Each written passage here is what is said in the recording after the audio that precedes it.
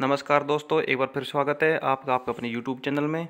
दोस्तों, आपके लिए लेकर आए हैं एक और नई सूचना के साथ एक और नई वीडियो। दोस्तों, जैसा कि आप यहां पर देख रहे हैं, ये जो वीडियो राजस्थान हाई कोर्ट भर्ती से रिलेटेड है, जिसमें KLDC और स्टेनोग्राफर जो भर्ती आने वाली है उसके लिए ये वीडियो है। दोस्तों, इसमें हम आपको बताएंगे जो आने वाली भर्ती है उसमें जो शैक्षणिक योग्यता में बदलाव हुआ है और जो पाठ्यक्रम बदलाव हुआ है उसके बारे में सभी जानकारी इस वीडियो में आपको देंगे। दोस्तों, अगर आप अभी तक चैनल पर विजिट करने वाले नए हों तो कृपया चैनल को सब्सक्राइब जरूर कर लें, जिससे कि आपके पास सभी प्रकार की इन्फॉर्मेशन पहुंच सके। दोस्तों, जैसा कि आप यहां पर देख रहे हैं, हम आपको यहां पर दिखाएंगे वो ऑफिशियल नोटिफिकेशन जो किस भर्ती से रिलेटेड है, जो नियमों में बदलाव हुए हैं, जो शैक्षणिक योग्यता चेंज हुई है, वो सभी प्रकार की जानकारी यहाँ पर देख सकते हैं।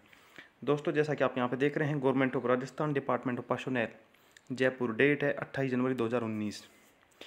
नोटिफिकेशन, दोस्तों यहाँ पे आप ये नोटिफिकेशन को पढ़ भी सकते हैं। जो ये आर्टिकल 309 है, जो कि 1986 में जो मिनिस्ट्रियल स्टेबलाइजेशन रूल बना था, उसमें जो चेंजेस जो बदलाव किए गए हैं उसके बारे में यहाँ पे जानकारी देंगे। सबसे पहले जो शॉर्ट टाइटल एंड कमेंसमेंट, यहाँ पे दोस्तों उसी चीज़ के बारे में जानकारी है। दिस रूल में भी call it the Rajasthan district courts ministerial establishment amendment rule 2019। जो ये पहले रूल जो 1986 में जो बना था उसको 2019 के रूल के नाम से जाना जाएगा। They shall come in to force from the date of their publication in the office gazetted. जिस दिन से डेट से ये पब्लिकेशन हो उस दिन से ये रूल लागू हो जाएगा। दोस्तों, यहाँ पे अमेंडमेंट रूल ऑफ 7B जो है, the existing rule of 7B of Rajasthan district court ministerial establishment rule 1986 hereinafter refer to as the said rule shall be submitted by the following name. जो पहले 7B के नाम से जाना जाता था, वो अब दोस्तों जो रूल है उसमें ये बदलाव किए गए हैं। सबसे पहले जो बदलाव है इसमें दोस्तों यहाँ पे देख सकते हैं, reservation of the vacancies for women. Women के लिए जो रिजर्वेशन में जो चेंजेस किए गए हैं उसके बारे में यहाँ डिटेल दे रखी है।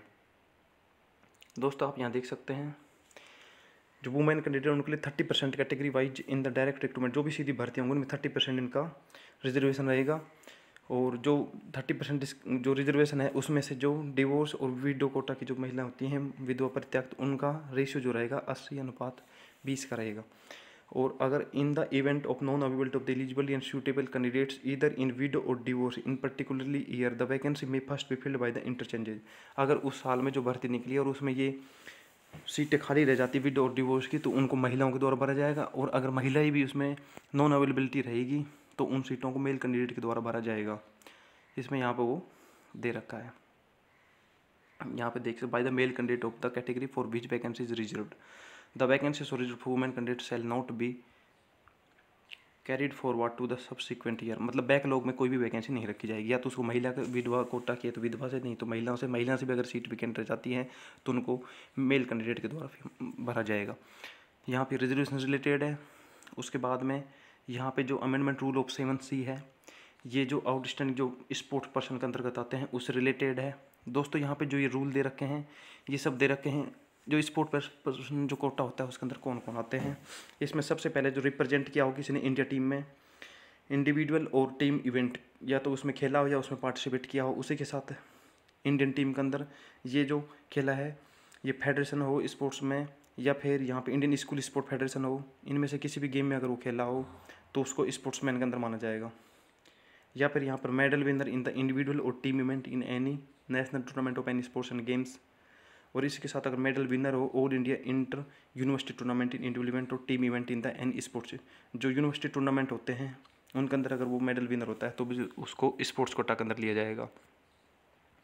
उसके बाद में addition of new rule 7E और 7F।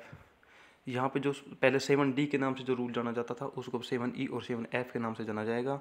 इसमें जो चेंजेज की हैं यहाँ पे देख सकते हैं। 7E जो रूल है, reservation vacancies for the more backward classes, जो MBC का जो आरक्षण दिया गया है उससे रिलेटेड है। इसमें जो 1% आरक्षण दे रखा है राजस्थान के अंदर, तो इनकी 1% सीटें उनके लिए रिजर्व रहेंगी।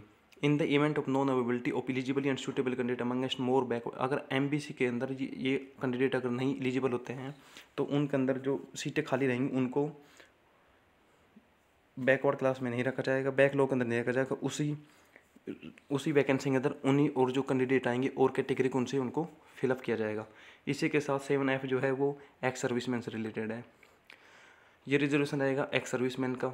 इसी के साथ अमेंडमेंट रूल ऑफ 10 जो है ये एजुकेशन से रिलेटेड है। दोस्तों, ये जो महत्वपूर्ण बदलाव किया है जो एजुकेशन का उससे रिलेटेड है। जहाँ के पहले जो LDC के लिए 10+2 जो स्टूडेंट एलिजिबल होते थे उसके लिए यहाँ एजुकेशन में चेंजेस कर दिए गए हैं। इसके लिए जो candidate direct recruitment to the general cadre must be graduate of any university established by law in India और equivalent examination from any university, किसी भी यूनिवर्सिटी से हो जो इंडिया के अंदर स्थापित हो, ग्रेजुएट होना चाहिए और उसी के साथ उसको बेसिक नॉलेज ऑफ कंप्यूटर भी होनी चाहिए।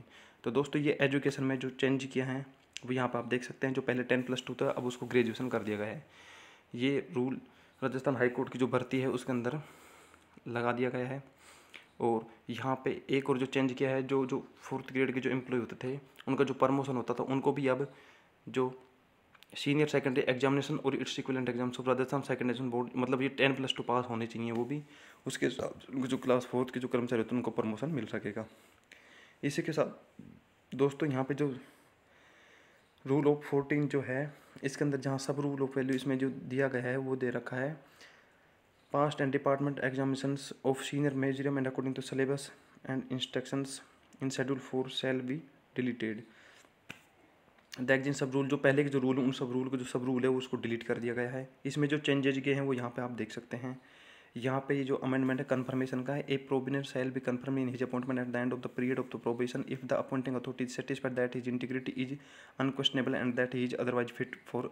जो 2 साल का पीरियड होता है, प्रोबेशन पीरियड होता है, अगर उसके अंदर उनको कुछ लगता है ये अनक्वेश्चनेबल है या मतलब सेटिस्फाइड अगर गवर्नमेंट नहीं है तो उसको अनफिट कर सकते हैं। उसी के साथ जो एग्जामिनेशन में जो सिलेबस में जो पैटर्न में चेंजेज किए गए हैं वो भी दोस्तों यहाँ पे आप देख सकते हैं। अमेंडमेंट ऑफ शेड्यूल फर्स्ट, इसमें existing part first of schedule first amendment schedule, यहाँ पे जो एग्जाम होगा 2 शेड्यूल में होगा। शेड्यूल पार्ट फर्स्ट जो 4 क्लर्क ग्रेड सेकंड के लिए है, यहाँ पूरा सिलेबस जो डिस्क्रिप्ट में दिखाएंगे आपको। जो एग्जामिनेशन होगा वो 2 सेक्शन में होगा। फर्स्ट सेक्शन में रिटन टेस्ट होगा। यहाँ पे रिटन टेस्ट में 3 सब्जेक्ट होंगे, हिंदी, इंग्लिश और जनरल नॉलेज। तीनों सब्जेक्ट 100 नंबर के होंगे और टोटल जो क्वेश्चन पेपर आएगा वो 300 नंबर का आएगा। और जो पेपर होगा वो मल्टीपल चॉइस क्वेश्चन होंगे। प्रत्येक सब्जेक्ट के 50 क्वेश्चन होंगे। प्रत्येक क्वेश्चन 2 नंबर का होगा और ये टाइम पीरियड इसका 2 घंटे का रहेगा, जिसमें कि 150 सवाल आएंगे 2 घंटे के अंदर करने होंगे, जो कि टोटल जो पूर्णांक होगा 300 नंबर का होगा। उस पेपर में पास होना। जो सेक्शन बी पार्ट है वो टाइपिंग टेस्ट से रिलेटेड है। दोस्तों इसमें जो टाइपिंग की स्पीड है उसमें भी कुछ चेंजेस किए गए हैं। यहाँ पे जो मिनिमम स्पीड दे रखी है 8000 डिप्रेशन पर आवर दे रखी है। हिंदी और इंग्लिश किसी दोनों लैंग्वेज में या फिर किसी एक लैंग्वेज में हो। और ये जो टाइपिंग होगी वो 100 नंबर की होगी। इसमें से 50 नंबर का स्पीड टेस्ट होगा और 50 नंबर का इफिशियंसी होगा। ये जो कि दोनों का टाइमिंग जो रहेगा वो 10 मिनट्स का रहेगा। और दोस्तों यहाँ पे जो सिलेबस का दे रखा है, the syllabus and scope of the each subject of the written examination will be as prescribed by the high court from time to time and will be intimated to the candidates with in stipulated time through websites और the manner of the high court. जैसे ही मतलब जो vacancy निकले उसके साथ जो syllabus वो टाइम अगर कुछ बदलाव होंगे तो वहाँ पर वो आपको इसमें नोटिफिकेशन के हिसाब से आपको बता दिया जाएगा, वेबसाइट पर डाल दिया जाएगा। और इसी के साथ जो कैंडिडेट जो सिक्योर मिनिमम जो एग्जामिनेशन पासिंग मार्क चाहिए वो 50% पासिंग मार्क नंबर लेने होंगे। 45% SC/ST के लिए होंगे। और जो वैकेंसी से जो 15 times of number of vacancy 15 गुना स्टूडेंटों को सेकंड जो स्टेज टेस्ट होता है जो कंप्यूटर टाइपिंग उसके लिए टोटल वैकेंट के 15 गुना विद्यार्थियों को टाइपिंग टेस्ट के लिए पास किया जाएगा। तो दोस्तों जो भर्ती हो रही थी राजस्थान हाई कोर्ट और LDC जो बहुत दिनों से वेट करते स्टेनोग्राफर और कलर की, वो भर्ती अब जरूर आने वाली है और जल्दी उसका विज्ञापन भी जारी कर दिया जाएगा। और दोस्तों चुनाव देखते तो लोकसभा चुनाव से पहले भी सरकार ये वैकेंसी निकाल सकती है। तो दोस्तों जो सारे चेंजेज किए हैं वो जो रूल बने हैं वो सब कुछ नए हो गए हैं। तो इसको देखते हम ये भी आशा कर सकते हैं कि भर्ती जल्दी ही जारी होगी। और दोस्तों आपको यहाँ पर सब कुछ पता लग गया है। जो टाइपिंग स्पीड में जो चेंजेज हुए हैं वो भी, और जो सिलेबस में जो चेंजेज हुए हैं वो भी यहाँ पर आप सब कुछ देख सकते हैं। और जो एजुकेशन में जो चेंज हुई, जो सबसे मेन जो चीज़ है एजुकेशन में ग्रेजुएशन कर दे। जो पहले 10+2 स्टूडेंट भी इसको पास कर सकते थे, उसके लिए आपको ग्रेजुएशन क्वालिफिकेशन चाहिए, मिनिमम क्वालिफिकेशन। तो दोस्तों हम आशा करते हैं ये वीडियो आपको ज़रूर पसंद आई होगी। अगर आप चैनल पर विजिट करने वाले नहीं हो तो कृपया चैनल को सब्सक्राइब जरूर करें, जिससे कि आपके पास सभी प्रकार के लेटेस्ट इन्फॉर्मेशन मिल सकें। धन्यवाद दोस्तों।